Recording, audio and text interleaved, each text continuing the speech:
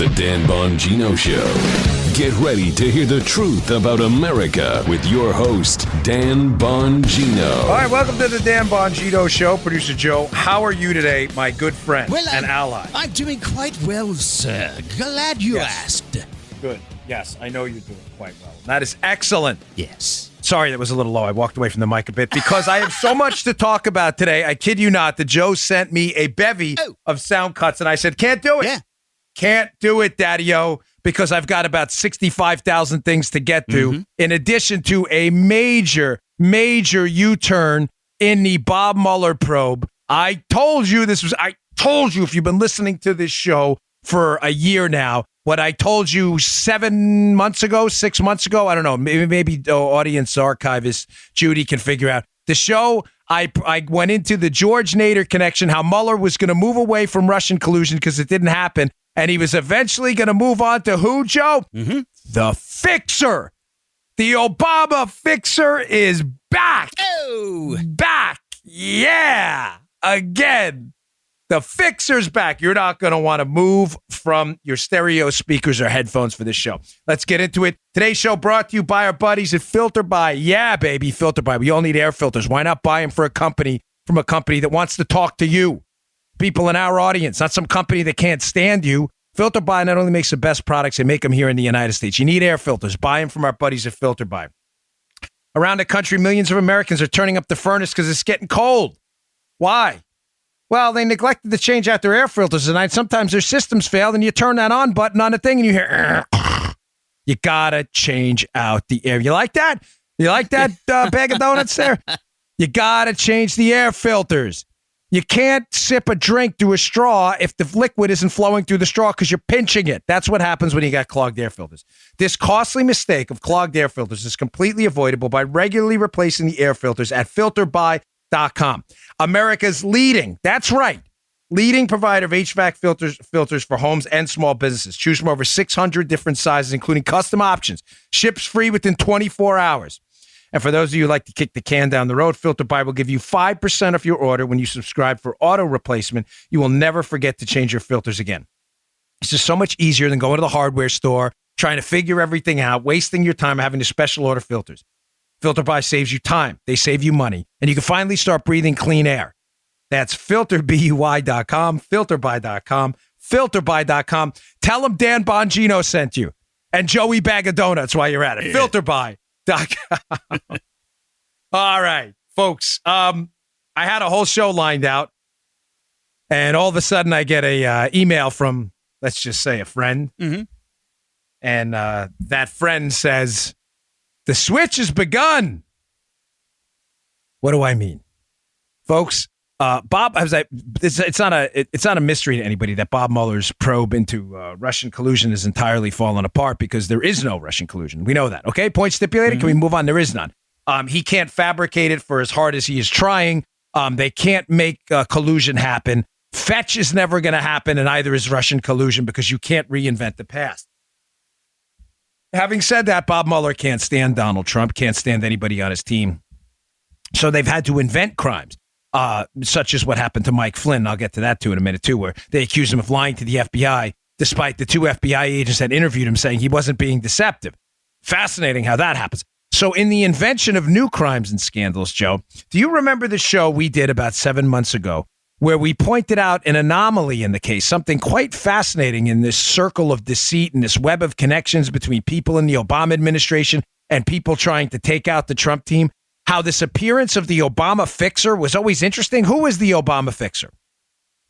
Catherine Rumler. Obama's White House lawyer. Just Google Catherine Rumler, the fixer. You know, they love to call Michael Cohen Trump's fixer, right? Well, Obama had a fixer in the White House, too. It was his lawyer, Catherine Rumler. Catherine Rumler has been intimately involved in the, air quotes here, Joe, fixing of all kinds of Obama scandals. That Secret Service scandal that happened, Benghazi, the IRS scandal. Obama's key player and fixer in this was his lawyer, Catherine Rumler. When Obama has a problem, Catherine Rumler fixes it. What was that commercial? When you got a problem, I forget what it was. If you've got a phone, you've got a fixer. That's right. And if you've got Obama, you've got Catherine Rummler. Yeah. That's your fixer. He brings up the bat phone. Rummler's on the other end. Can I help you, Commissioner Gordon? Yes, I need this problem fixed. Well, what was the problem that had to be fixed afterwards? The problem that had to be fixed afterwards is they lost the election. They had to take Trump down, so they had to fabricate a crime. Clearly, the Russian collusion thing didn't happen. It's falling apart. So there was always going to be a U-turn towards something else. That U-turn towards something else has started to materialize. It apparently is going to be two things right now, which one I already discussed, so I'm not going to harp on too much, which is the alleged campaign finance violations, which I've discussed for 2 days now. You can listen to yesterday's show by the Trump team, which are BS. They're not, in fact, campaign donations at all. It's a fabricated, made-up case. So we can forget that. But that's not good enough. I'm getting some traffic here that what we talked about months ago is starting to materialize, and that is the George Nader connection. Whoa, this story is just peachy. I called this in my notes, Joe. The flipperoo. The flipperoo's coming. Now it's not going to be Russian collusion anymore because that didn't happen. It's going to be Middle Eastern collusion. Oh, wow. Middle Eastern collusion. That sounds bad too, doesn't it? Yeah. Keep in mind, Middle Eastern collusion emanating from Democrats who supported a deal to give the Iranians billions of dollars and pallets full of cash as well. So let's forget that for a minute. The Persia, Middle East connection. Let's not get into any of that. Let's leave that all behind for a minute, right? Because that was the Obama administration's thing. Yeah. Their connection to Iran. Let's leave that all behind. But the fixer is creeping up again. Who was? Now, I'm hearing a rumor now, and it's a good one, that he's making a U-turn, and he's going to cover this Middle Eastern connection, and his source in this case is George Nader. George Nader, according to multiple reports, was one of the guys who set up, he has been involved with politicians for Democrats and Republican administrations forever. He's one of these guys that just has connections and connects people. Nobody really knows what they do, how they do it. They just do it and they connect people. I had said to you a while ago that I found it awfully strange that George Nader is cooperating with the Mueller probe, Joe. He's one of their key witnesses. He's their guy. He is their deep throat in the case. And his lawyer is the fixer, Catherine Rummler. How about that? How about that? How about that? No one finds that even a little bit coincidental. That Obama's key legal fixer is the lawyer for Bob Mueller's main cooperator and now what's going to be his main charge, which is going to be Middle Eastern collusion. And the collusion, I'm using air quotes again, although I hate them, the collusion he's going to allege Mueller. I'm so glad we were on this early because you're all prepared. It's going to be that Nader set up meetings with people who were, wait for it, Joe, wait for it, had social media companies that they could use to maybe help influence votes. Oh, really? Yes. Yeah, that's it. No, that's a charge. Now, keep in mind, let me just explain to you what's going on here. There's a guy named Joel Zammel, and you can Google his name and read multiple press reports about him. And the allegation is that he had a company that, keep in mind, there's no indication or allegation that what the company he owned did is illegal. We clear on this, Joe? The social media influencing company? Right. There's no allegations there at all that that's illegal. Okay. The only allegation is that there was maybe some foreign money involved in this company that had pitched some kind of an election proposal to the Trump team to use social media to basically get out the Trump vote. So you may say, I don't get it. What's the crime? Well, nobody else gets it either. Right. That's why George Nader's in the picture, right? Because they got the Obama fixer here. Because they're trying to fabricate crimes by selectively, it seems, leaking this stuff to the public, to the public domain to get the media to pick up, oh my gosh, Middle Eastern money helped influence the election. No, that's not what happened. The proposed plan from this guy, Joe, according to multiple sources, Zammel, didn't happen. They never accepted the offer. Keep in mind, there's no allegations that this business arrangement would have been illegal anyway. It was the hiring of a company to use social media to get out the vote. It is illegal for foreigners to donate to U.S. elections. It's not illegal for a presidential campaign to seek out, social media companies to help get out the vote. But the fact that this guy, Zamel, they're alleging, I'm not, has these shady ties, is going to be Mueller's new director. Folks, you heard it here first. The Russian collusion's dead. Bury that coffin. It's dead. This is going to end quickly. The new focus, which isn't new, by the way, it's only new for the media idiots who haven't been following this case for a long time, Joe. The new focus of this Mueller probe is going to be collusion, but it was Middle Eastern. People tried to influence the election. What, through tweets? I don't understand. Through through business deals that never happened with the Trump campaign? How exactly is that? And I find it awfully ironic that according to multiple reports out there, and according to some good sourcing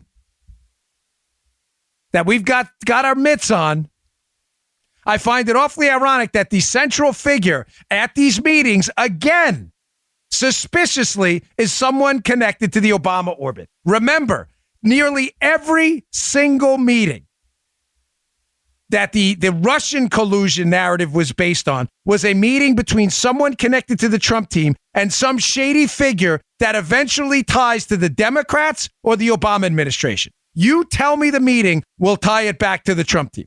The Trump Tower meeting, the Russian lawyer who worked for the company who was with Hillary, Fusion GPS, the Russian intel guy that shows up at the Trump Tower meeting, whose lawyer, the lawyer's wife was a Clinton staffer, and he claims to know people in the Clinton Foundation and the staff. They're all connected. All of these meetings, this was a setup. All of these meetings with the Trump team, it is clear as day. I document this out line by line in my book. All of these people are connected to the Clinton space or the Clinton dossier or people producing negative information for the Clintons. Now we see it again. So we clear on this? The collusion narrative was fake. Yep. This narrative is fake too. But the collusion narrative has now run its course because Trump's not impeached yet or hasn't resigned yet. So now they have to move on to narrative number 2. Actually, it's narrative number 2,672. But campaign finance, which is going to die soon too because it's a loser case. The government already lost that case in court against John Edwards. That case is going nowhere. But now they're building Mueller, what it appears is another case. The case now is we didn't get Russian collusion, so now let's lie and make up Middle Eastern collusion. That Middle Eastern money, Joe. Middle Eastern money was being used to influence the election. Watch. I'll tell you who's a big conspiracy theorist promoting this. I mention his name a lot because unbelievably, this lunatic has a following on Twitter. Is this guy Seth Abramson? It's bizarre that people follow this guy. He says stuff that is so insane, but he is one of the lead proponents of this ridiculous, nonsensical story of now Middle Eastern collusion. You're a loser. Big time, Daddy-O. This is going to be where they go with this. Yep. Now, here's what's really, again, what's fascinating about this. The collusion setup where Trump team people, I believe, were absolutely set up by intel folks with allegiance to the Obama administration and these meetings that they set up, whether it was with Don Jr., they were all used to paint a picture. Look, Trump's meeting with these shady figures. These shady figures are connected to you idiots in the Democrat Party. Yeah, but he met with shady figures, therefore he colluded. The same exact template right now is going to be used for the Middle Eastern collusion. It is just going to be, the story's going to be rewritten. Russia's going to be blanked out. The Middle East is going to be filled in. This time, again, the central player in these meetings, and you can Google this guy's name yourself. All of the meetings they're looking at, whether they're meetings between Flynn and others and about this social media company or campaign people on the Trump team and this social media company, all of these meetings, the central key player in this and the guy who's there is Nader, who is now cooperating with Mueller, who is represented astonishingly by Obama's fixer. When is anyone in the media going to do just a mild bit of entrepreneurial reporting and look at the connections here? Don't they find this a little bit interesting? And another one of the meetings they're looking at, which I described back in that show, I don't know, 6 months ago or something. Another one of the meetings they're looking at is a meeting in the Seychelles between Eric Prince and Kirill Dmitriev, who ran a Russian direct investment fund. In that meeting, again, who was one of the fixers in that meeting, allegedly, who set this thing up? Nader. Ooh. Again, what's fascinating about that? That Eric Prince, who is Trump's education secretary, Betsy DeVos, it's her brother. Eric Prince was the the CEO of Blackwater one time. Eric Prince meets with this guy in the Seychelles. One of Mueller's original arguments and why he was looking at this, or the Mueller team, what they were looking into was, this must have been Russian collusion because a guy connected to a woman in the Trump administration met with a Russian in the Seychelles. Again, here's the problem, Joe. The Russian they met with, the Russian Direct Investment Fund, had a bunch of, let's say, loyalists and supporters who were Clinton Foundation people. They were bundlers, Clinton bundlers. The ironies. Who knew folks, every single time you turn over a rock, you find someone connected to the Clintons. This person meets then with the Trump team, and although the person's connected to the Clintons, it's used shockingly as evidence that the Trump team is corrupt. You're now seeing this. Now, the reason I bring up that meeting in the Seychelles between Prince and the Russian is that creates the segue into the Middle East collusion. How? They need some kind of a conduit. They need to connect the two for a foreign influence narrative. What is the common thread, Joe, between the Russian collusion investigation and the Middle Eastern collusion investigation, which is about to materialize? The connection's Nader. Nader was at the Eric Prince meeting with Kirill Dmitriev. Oh. By the way, which according to Prince is entirely innocuous. Nader was at that meeting, and Nader was also at the meeting with the social media executive trying to sell that platform to the Trump team that apparently they didn't take. Nader is the connection to all of this, and Nader's lawyer is Obama's fixer. The Master Nader. Dude, again, it's a shame that people like me and others out there, Lee Smith and others doing good work on this, Jeff Carlson, it's really a shame that we're the ones that have to expose this on Twitter, and people in what we used to believe were legacy media, because they're not media, they're tabloid outlets, can't just do even basic homework. Like, is anybody asking that question, like how that business relationship came about? How did Obama's fixer, who cleans up all his messes, manage to find the key source for Bob Mueller in his foreign collusion probe, a key source that bridges the false Russian collusion tale to the false Middle Eastern collusion tale? How did those two connect? Why is it that every single person that they meet with or fixes a meeting with the Trump team has some connection to Obama or Hillary? The flipperooski, it's coming, folks. All right, I got a lot more to get to, including Clinton Foundation stuff, Mike Flynn, a great piece by Margot Cleveland in the Federalist I want to talk about. Hey, this is the season. It's the gifting season. And as a dude, I admit it's hard to buy us gifts. It's awful. It's actually the worst thing ever.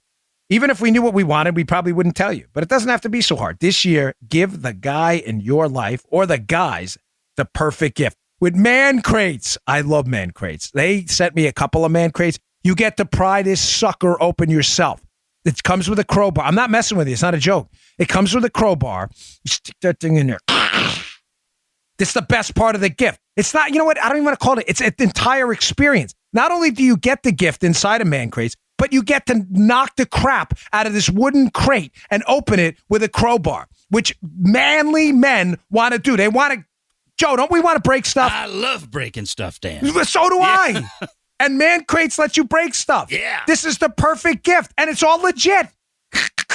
You hear the wood. It goes like this. And it goes.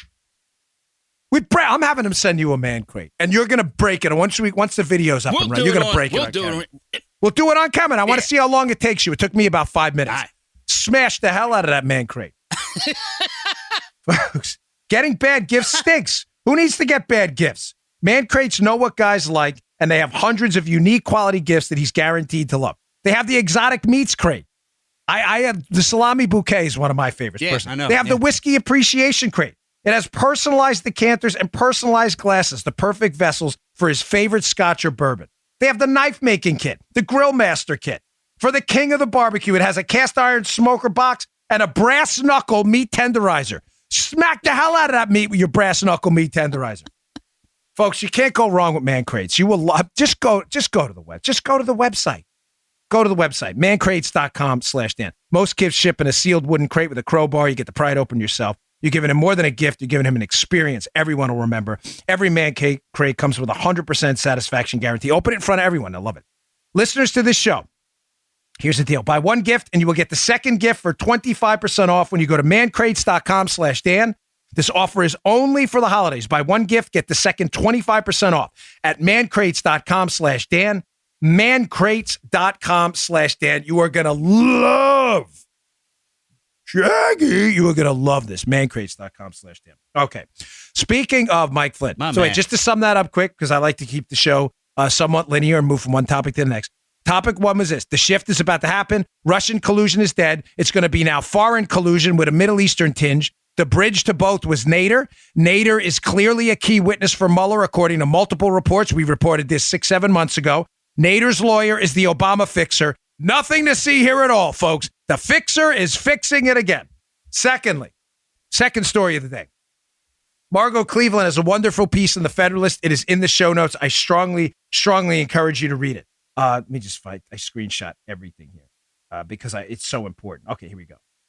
So Margot Cleveland writes about these 302s. Now, yesterday, I had put out there that what's really odd about the Mike Flynn case, Joe, Lieutenant General Mike Flynn, with respect to his title, matters. But in the interest of brevity, sorry, I mean to include that every time. He earned this title. But Lieutenant General Mike Flynn was interviewed by the FBI in January at the White House as the incoming National Security Advisor, He's interviewed at the White House by these two FBI agents about this transcript of his conversation as the incoming National Security Advisor when Trump was president-elect. The FBI clearly has an agenda against him, as we spoke about yesterday. They encourage Flynn, even though this meeting is of critical importance, allegedly, to them. Again, what Flynn did wasn't illegal. Talking to the Russian ambassador as the incoming National Security Advisor is not only not illegal, it would be derelict for him not to do it. They're only going to take over the government in a few weeks, right? Right. Two things happen. First, the FBI, Andy McCabe, recommends Flynn doesn't have a lawyer present, which is outrageous. This is clearly a setup, given an interview of this importance. Not illegal. I want to be clear. That's not illegal. I'm not going to do the fake news like the left. The FBI is under no obligation to tell you to get a lawyer.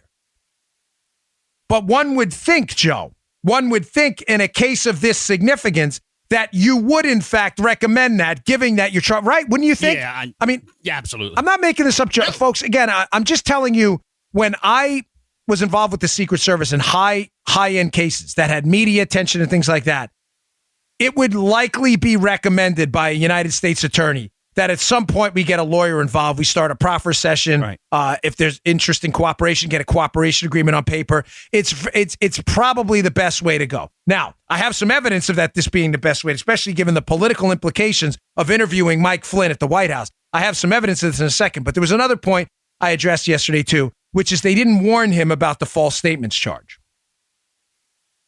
They didn't. And they said because they wanted to keep him in a relaxed mood, meaning they wanted to get him to talk and get him to implicate himself by tripping over his own words, which is clearly a perjury trap at some point. Now, Joe, regarding statement number one, we see some things I uncovered from the Wall Street Journal today. Right. Interesting pickup. Comey appears on MSNBC this past weekend. I missed this yesterday in the show. And showing you that I'm right, Joe, that with a case with such severe political implications, interviewing Lieutenant General Mike Flynn, the National Security Advisor, at the White House over a case of ridiculous, fabricated, made-up Russian collusion, you damn well should have had the White House counsel present. Here's Jim Comey on MSNBC. This is a quote.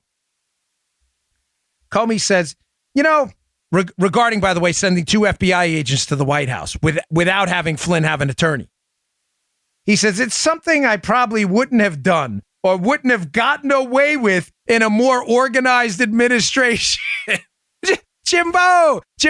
This guy is so unbelievably unethical. It's amazing to me people still treat this guy like a Boy Scout. Whoa. Jim Comey is slime. This guy is so sleazy. This is a quote. It's in the Wall Street Journal today. I'm not making this up.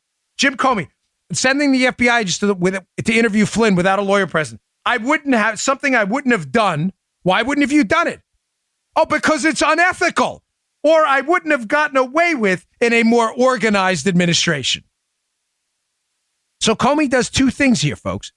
He admits he's a sleazeball, and he takes a shot at Donald Trump by insinuating that his administration isn't organized. Folks, I have been through presidential transitions, literally in the White House. I'm not patting myself on the back. I'm not trying to impress you. You all work hard. You have important jobs.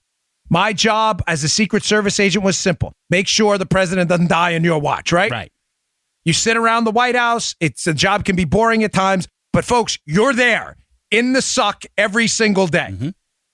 I say in the suck because it's very chaotic every day at the White House.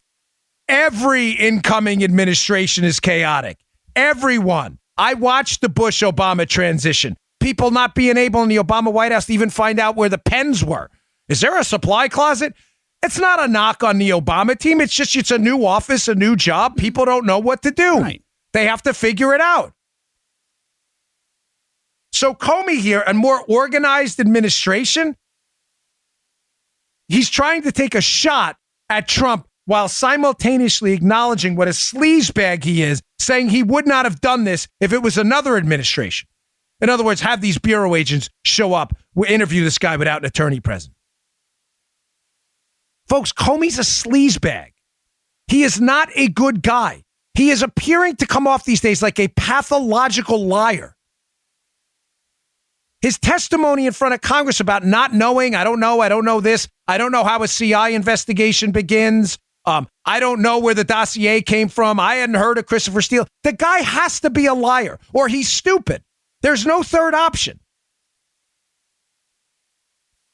I bring this up because Margot Cleveland has an interesting piece. Let me quote from it.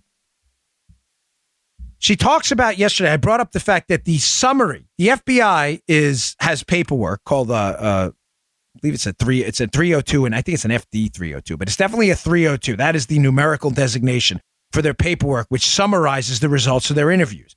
Again, the Secret Service, we call them memorandums. They call them 302s. So what's fascinating about this is they interview Flynn, Joe, in January, as I said yesterday. But the 302 is not filled out till August 22nd of 2017.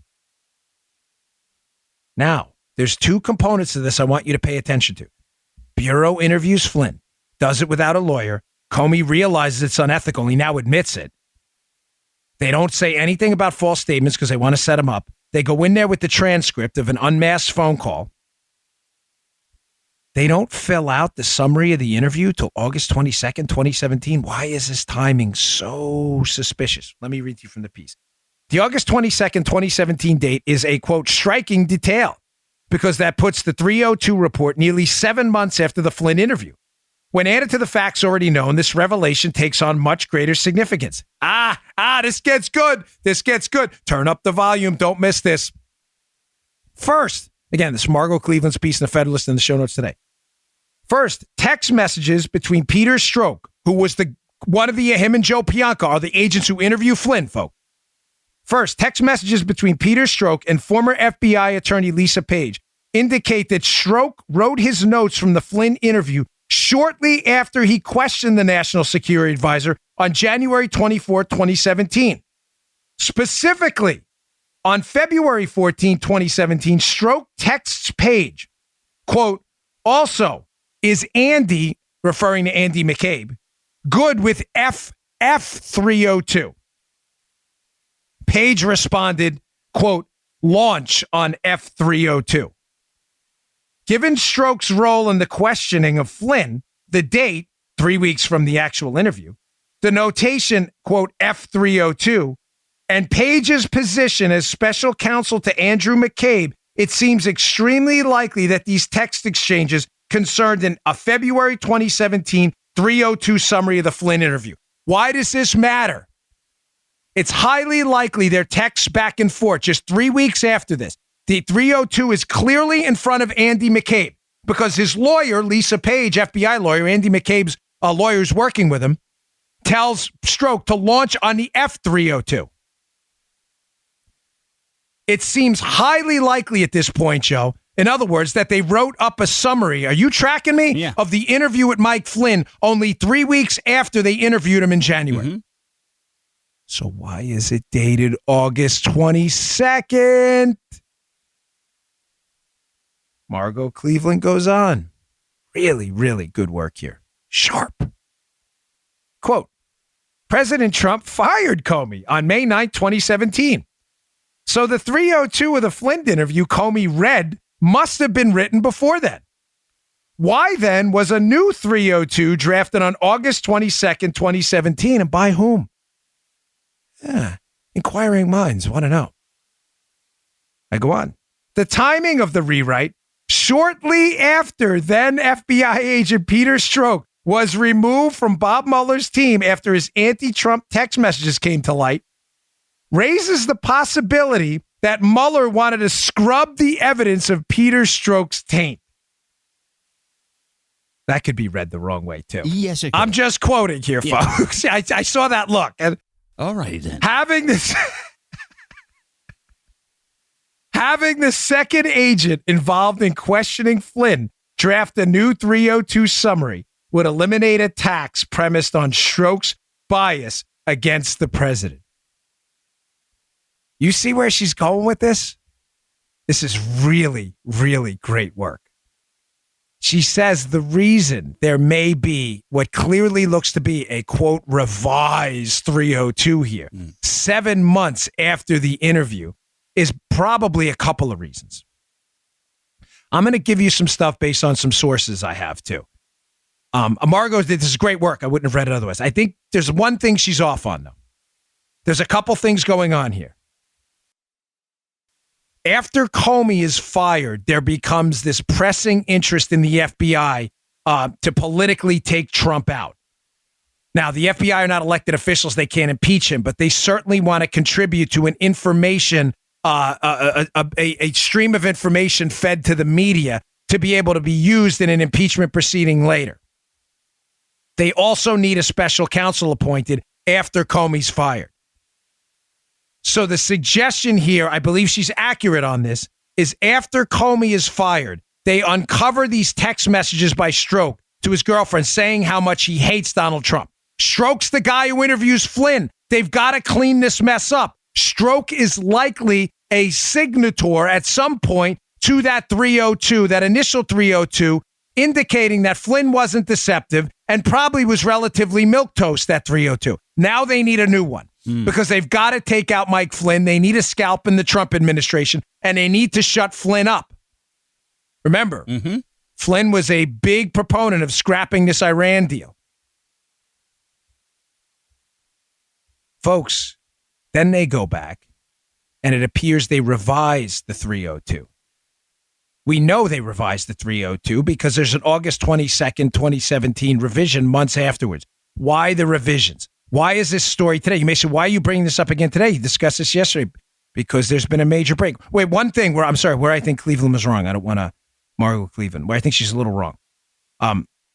The other agent in the room, Joe Pianka, who interviews Mike Flynn with Peter Strzok. I don't believe Joe Pianka is a bad guy in this. Folks, you ask me a lot, fairly enough. I get these questions on Facebook and my email. You can always contact us. Go to the website. My email's there. They say, Dan, why do you defend, rank and file agents? Why aren't they speaking out? I think some of them are. I'm just telling you, I don't think Pianka's a bad guy in this. I think Pianka, the other guy in the room, when he talks, if he talks, is going to expose this entire thing. And I wouldn't be surprised if people are working on that right now. I'm simply trying to say to you folks, not everybody who was, Joe, do you see where I'm going with this? Yeah. Not everybody who was involved in this is okay with what happened. Right. And I believe strongly that there are people who are working behind the scenes to make the truth come out. I get it. Being patient with it's hard. I totally understand. Me too. but I'm not so sure that Bianca would have been a co-conspirator and maliciously revised the 302. I'm not so sure of that. And folks, the show, what is it? December, is it the 13th? Yes, it is. Oh, wow. It's my mom's birthday today. Mom, happy birthday. Take it. Gotta call her. I woke up this morning. She doesn't get up till late. It is now December 13th. Mark this show. I think when Bianca speaks out, you are going to find a whole different version of events. I think the 302 was revised. Don't get me wrong. But I don't think Bianca is the bad guy in it. More on that later. I think that's why the grand jury investigation, a lot of other stuff into Andy McCabe is coming about. You tracking? You hearing me on this? Yeah, we're good. It's important you understand. Right. Now, why is this a story today? I got to go back to all my stuff here. Judge Emmett Sullivan, who is looking into this case, the Flynn case. Sorry, folks. I'm just looking for something here. I can't find it. It's all right. I usually take screenshots, but sometimes I forget what I screenshot and what I don't when I print up. Judge Emmett Sullivan, who is looking into this case, he's responsible for the Mike Flynn sentencing, right? Mm-hmm. Yesterday, he put out an edict. This was huge news. I have another story up at the show notes today at Bongino.com. Demanding what, Joe? All revisions to the 302s and any memorandum Andy McCabe wrote after the Mike Flynn interview. Okie dokie. Folks, this is getting ugly for the FBI. Yeah. This is getting really ugly. A federal judge, understand this, now responsible for the sentencing of Mike Flynn. A federal judge, Emmett Sullivan, by the way, who has a history of calling the government on the carpet. Remember the Ted Stevens case where the government, the case was eventually tossed for all kinds of government malfeasance and exculpatory information that was not revealed?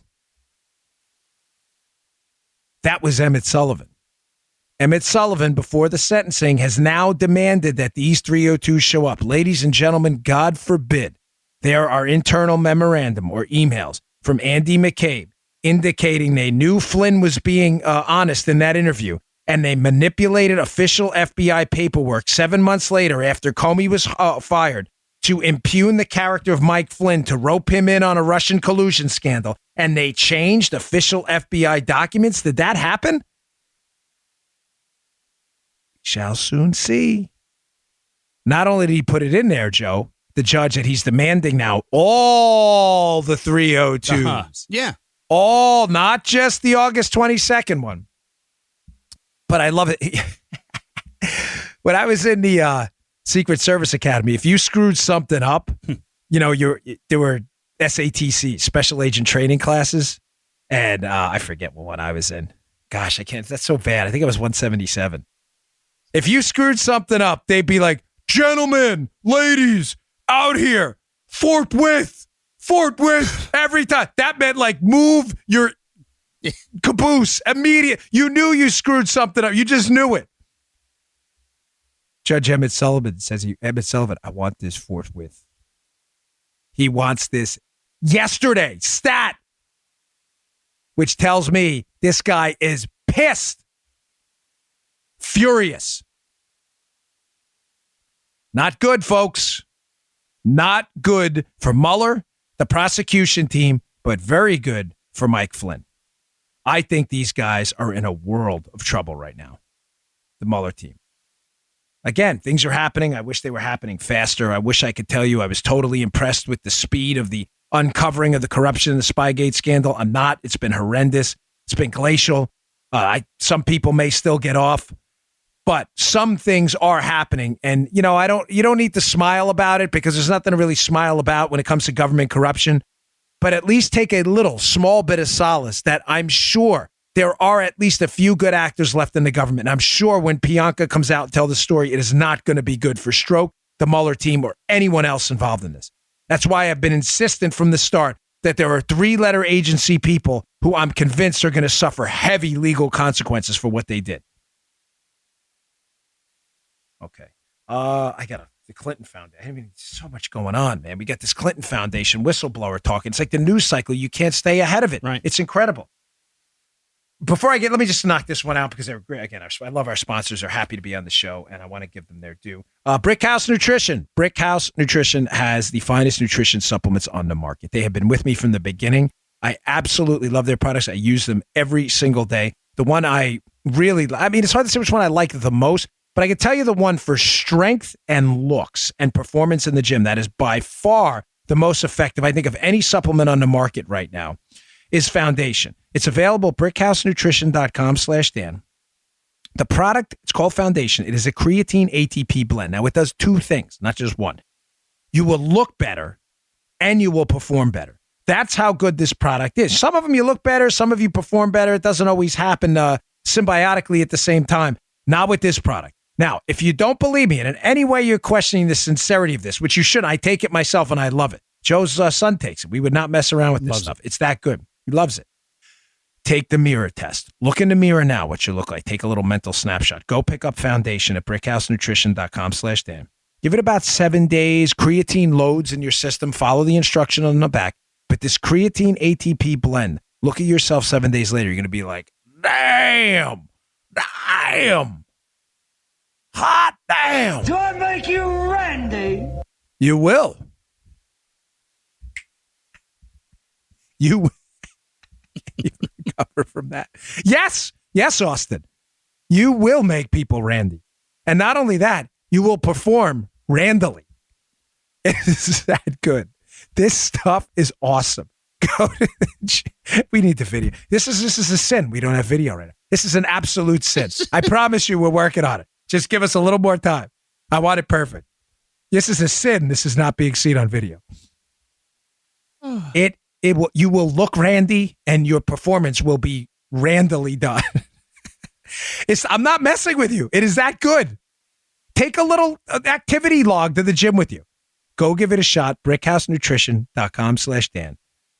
Pick up a bottle of Foundation today. Email me your results. I've never, ever gotten anything but like, holy, that stuff really works. I told you. Right? Little Joe loves it, right? Man, yeah. And he's not Little Joe anymore. No. He was Little Joe when I met him. All right. Again, the news cycle today is just explosive. So there are three, not one, not two, but three Clinton Foundation whistleblowers scheduled to testify up on Capitol Hill. I have a show note up in the show notes today from Bongino.com, a well-done story. I want to hat tip Lauren at my website, by the way, for pumping out unbelievable articles at Bongino.com. Her and Matt Palumbo have been knocking it out of the park.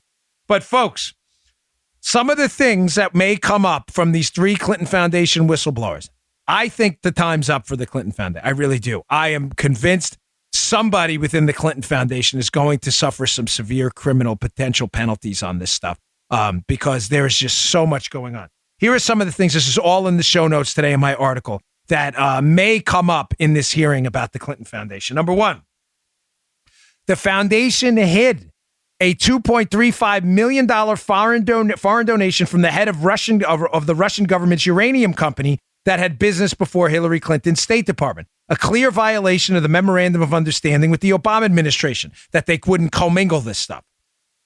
Bill Clinton bagged $500K for a speech in Moscow paid for a Kremlin-linked bank. The same bank, by the way, that spoke positively about the Uranium One deal.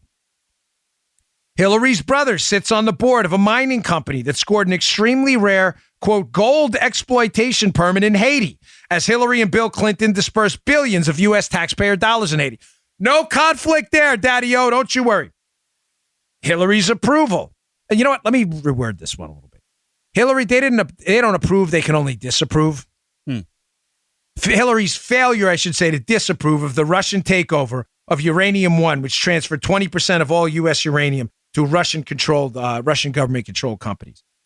One more. At least $26 million of the Clintons' wealth comes from speaking fees by companies and organizations that are also major Clinton Foundation donors. Folks, we are going to see some hopefully explosive revelations coming out today. Explosive revelations about the Clinton Foundation. There are three up on the Hill. I will update you tomorrow. Thankfully, we have a show tomorrow. If it was the weekend, I'd probably have to do a special because and forgive me for piling this all into one show. But folks, you are generous enough to give me and Joe an hour of your time every day in this volitional act of downloading our show. It means the world to us. And I got to get this all in. So, okay, just to backtrack, Mueller's about to make a flip to foreign collusion from Russian collusion. The new collusion is going to be an emphasis on the Middle East. The connection between both cases is George Nader. Nader's lawyer is Obama's fixer. Fascinating. Number 2, the Flynn 302s, Judge Emmett Sullivan now demanding all the 302s. We're going to find out shortly the differences between the amended 302 7 months later regarding the Flynn interview and the initial one. And let me tell you something, those amendments better not be substantive. They better be like, well, we forgot to put a period here and we didn't cross this T. If those amendments are initial 302, Mike Flynn was honest, amended 302, Mike Flynn lied, we got a problem. Oh.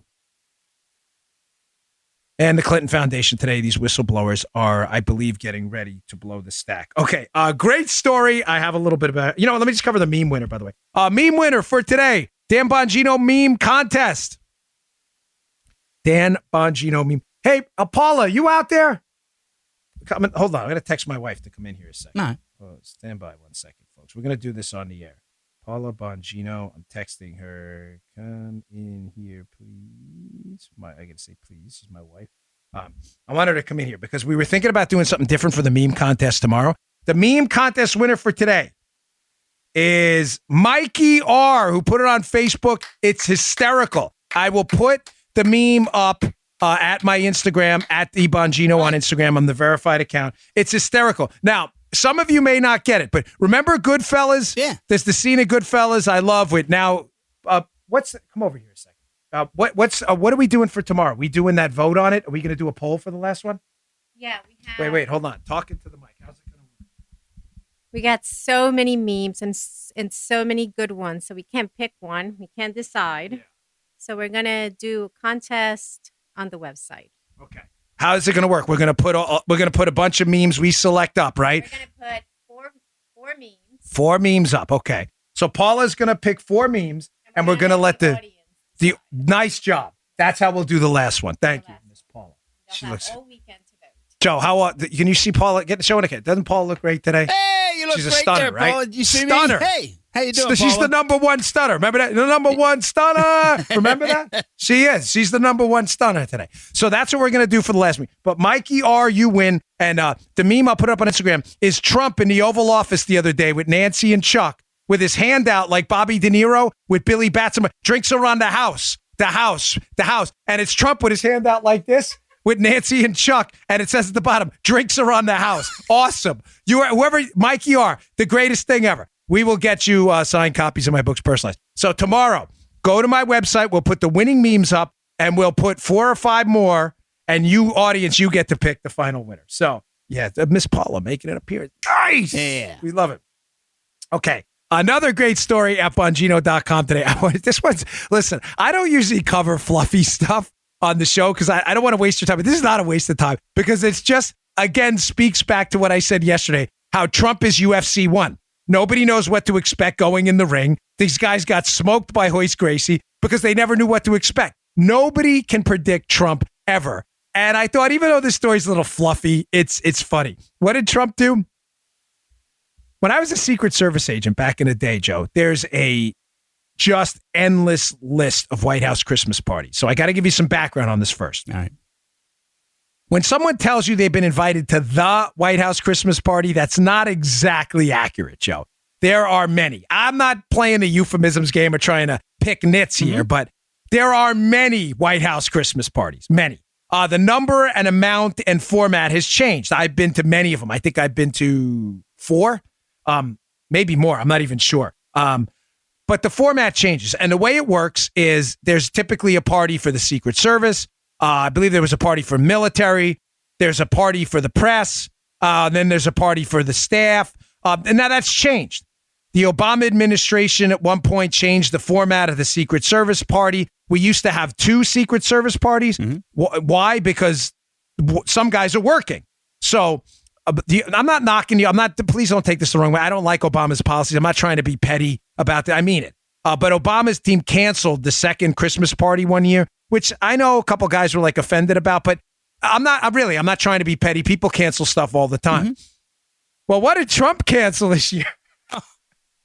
Take Joe. You do not know the story, correct? I'm going to give you a multiple choice. Okay, so the Christmas parties that they typically have they have staff, Secret Service, and press. Whose Christmas party do you think Trump canceled this year? Just take a stab at it. The press party. Ding, ding, ding, ding, ding, ding. Winner, winner, chicken dinner. I love this guy. I love it. That's why, listen, I wasn't being petty with Obama. He canceled the Christmas party for the Secret Service, the second one, not the first one. But he came down, he shook hands, whatever, do your thing. But Trump's like, nah, we're not doing this press Christmas party. And this guy, I love fighters. I love it. I have this thing with fighters. I just need it. It is no secret that I am volcanic at times. I just enjoy people who fight. Even people who fight against me. I quietly respect it as long as they tell the truth. But gosh, this guy takes absolutely no guff from anyone. He's like, yeah, that's off. We're not doing the press Christmas party. I love it. And it's you know why here's the deal. Here's why this matters. Mm-hmm. When you go to the Christmas party, I went to the one with Obama. I have a family picture with him. You sit on a photo line. It's actually quite tedious for the president at the time. I did one with Obama and a couple with Bush, I believe. You sit on the photo line with your family and you walk in and the White House military office is pretty strict about it. They're like, hey, basically no talking. The president doesn't have time. There's 200 people on the line. Just go. You're not rude about it, but you know what I'm saying, Joe? It's quick. Yeah. And you sit on this photo line. You go downstairs to, I believe, the dip room, the diplomatic reception room. You basically stand in the footprints, no talking, quick reading, get the hell out of there, right? But it's a big honor. Right. And I'm sorry, but to me, it was the office of the presidency. I don't have Obama's Christmas photo displayed in my house anywhere, but I have it. I'm not going to burn it. He's the president. I didn't agree with the guy, but he's the president. I tell you that not to waste your time on the show, but because I know a lot of members of the press, the liberal press. I'm not knocking like the Fox people. They're really good. They're the only fair ones out there. But I know for a fact the liberal press that hates Donald Trump loved taking those pictures. I know it because I used to see them with Bush. One day they write an article, Bush the worst, he's a Nazi, he's the Antichrist. The next day they'd be in the picture with smiling with their kids. Because it's history. You may not like Trump, like I wasn't a big fan of Obama, but it's history. You were part of something. Even if it was something you didn't like, you were part of it. This is going to eat the press up. Listen to me. Mark my words. This will eat them up. It may seem petty. It may seem like a non-story. It isn't. They will hate this because you know what? They get to bring guests just like I did. Oh. And some of their guests are pro-Trump people. And now these press people are like, oh, man, I was going to bring my aunt. Now I can't go. Yeah, you can't go. Sorry. Good. Good for you. Cancel that. Nice. Throw an extra party for the Secret Service and the military guys and your hardworking staff, which he will because Trump's a good guy. Yeah. Nice. I love this guy. Read the story in my show notes today. It's fantastic. All right, last story of the day. It's an important one. Been off my economic bent for a while, but this is critical. Yeah. Folks, there is so much BS out there about these tax cuts. It's staggeringly hard to just follow all of it. The stupidity is just endless. So this morning I made the mistake of reading an article in Bloomberg about the tax cuts. Here's the long and short of it. The Democrats are desperate to paint the economy as doing poorly when it's not. The numbers speak for themselves. Right.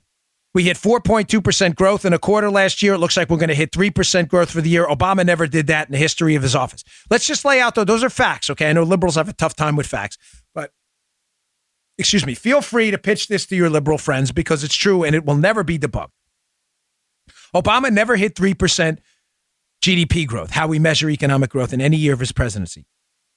It looks like Trump finally did it this year. And it looks like we may be well over 3%. Waiting for the final numbers, recalculations and that, but there's almost no doubt amongst credible economists Trump will be probably well over 3%.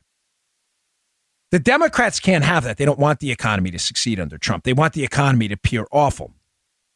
So I've seen a series of articles lately suggesting that the tax cut provided a sugar high And it was, in fact, government spending that rescued the economy. Ladies and gentlemen, remember gaslighting. Tell a lie often, and isolate people from the truth. The Democrats now are shifting the narrative. Now it's not that the tax cuts didn't work. It's that they weren't the real driver of growth, Joe. It's the government spending, which, to be fair, is high.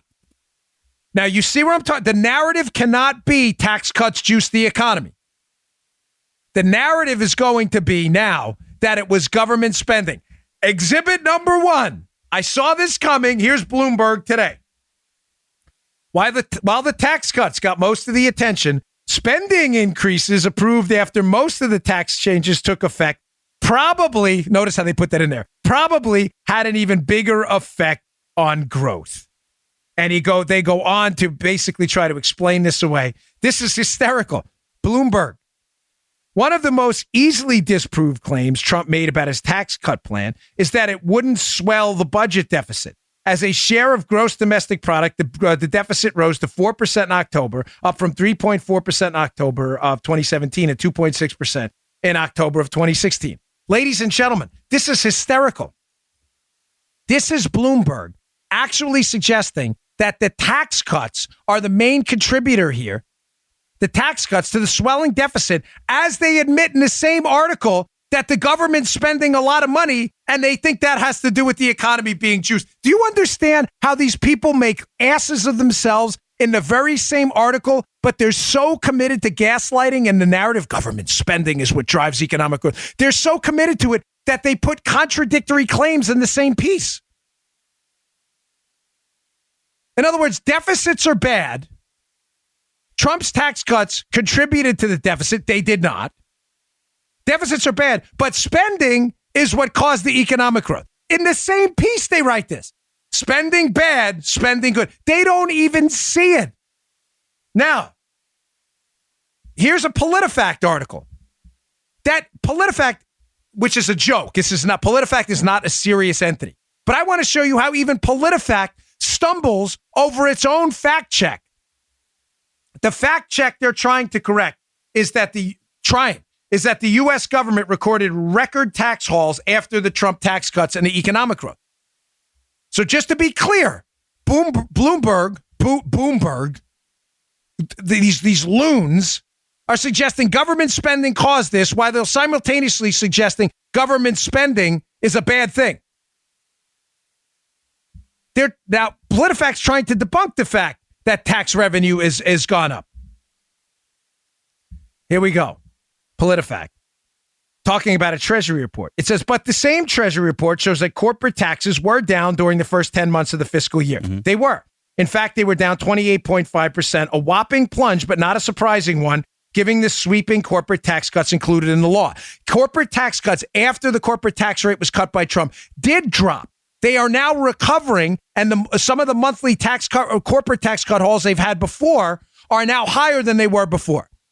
Those are actually recovering now, too, which is to be expected. Of course, when you put a tax cut in the corporate side, the immediate filing afterwards is going to be for less money. You're paying less. But as businesses grow and earn more money, they'll pay more corporate taxes, which is exactly the trend now. But here's where this PolitiFact fact check gets great. Total receipts, Joe, which include individual and corporate income taxes, in other words, combined, everything, okay, as well as estate taxes, excise taxes, and tariff duties, were up between the first 10 months of 2017 and the first 10 months of 2018. The rise was modest, less than 1%, but it was an increase. So let's be clear on this. PolitiFact is trying to debunk the statement that taxes are up by including the statement that taxes are up, and it was an increase. I just read to you from the piece. Folks, you can't have it both ways. You can't say the tax cuts had nothing to do with economic growth, then fact check it, write that the economy grew, that tax revenue went up, and then simultaneously claim that the tax cuts contributed to the deficit when you acknowledge tax revenue went up. I don't get it. I don't understand. If you're having a tough time understanding the stupid, it's because I can't explain away how in the very same piece, these people contradict their own premise. Here are the facts. The tax cuts juiced the economy because people had more money to spend and businesses take the money and invest it in their business. That's why corporate tax revenue is going up now, not down, higher than it was before. Of course, there was going to be a dip immediately afterwards. The tax rate went down. But that didn't even happen on the income side because people started getting wages in the growing economy, wage hikes, which more than compensated for the income tax cuts. Oh my gosh, these people are so ridiculous. Tax cuts work. Tax revenue is up. Government spending, yes, is up. But government spending is not the cause of the growth. Government spending is a drag on the growth, as Bloomberg acknowledges in its own piece. Silly. I'm sorry we have to do this on the show, but it's just your liberal friends. You just need to debunk that. Income tax revenue is not down. PolitiFact itself has acknowledged that. Total tax revenue is up. Corporate tax revenue is now trending up higher than it was before, after a slight dip. The drag on the economy is government spending. And one last point. If government spending juiced the economy, as Bloomberg wants you to believe, Joe, then how come Obama ran $9 trillion worth of government debt up during his term and the economy never reached 3% growth? Trump comes into office, cuts taxes, and we hit 3% growth right away. Does that make any sense? Only if you're an idiot.